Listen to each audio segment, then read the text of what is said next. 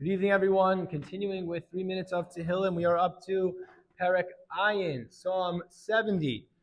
Lamenatzeach leDavid lahaskir, a psalm of David lahaskir, to remember. Very strange formulation, very rare. What is David HaMelech asking?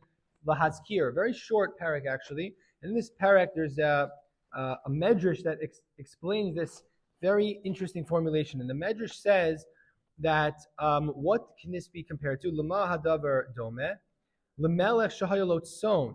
A king has a flock of sheep. V'ko'as alein, things break down, whatever it is. He gets upset, and he, sends the sheep away.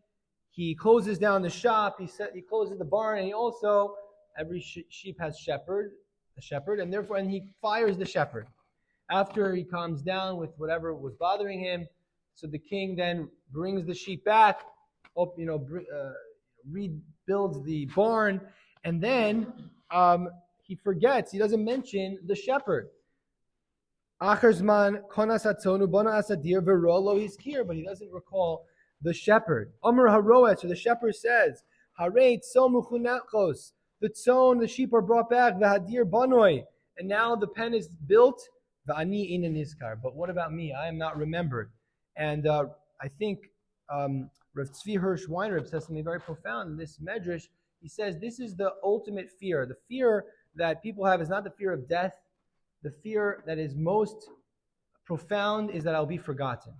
And he says this is why David HaMelech asks Hashem lahaskir, that I've done everything in my life to try to better the Jewish people. I was part of the picture. I was laying the foundations for the Mikdash. I was doing everything I could, and then when it comes to the future, when it comes to the redemption, where am I? Where's my piece in this? I'm not even mentioned. I'm not even mentioned in the prophetic picture, and that's where David HaMelech is sort of feeling that I've been forgotten. And that's what many leaders have experienced this. He says it's a very old story, great frustrations of tragic leaders who they did their share, they worked hard through difficulties, and then they're forgotten through in the annals of history.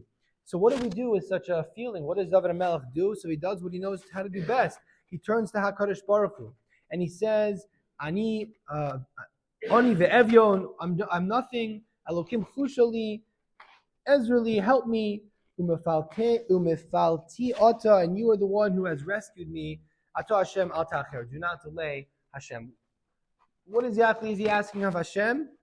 My interpretation, just speculation, is that the whole idea of memory when it comes to Hashem is not regular. It's not a memory like, oh, my legacy, people will remember me, I'll have a plaque, there'll be people who will talk about me. That's not really what David HaMelech is asking from Hashem.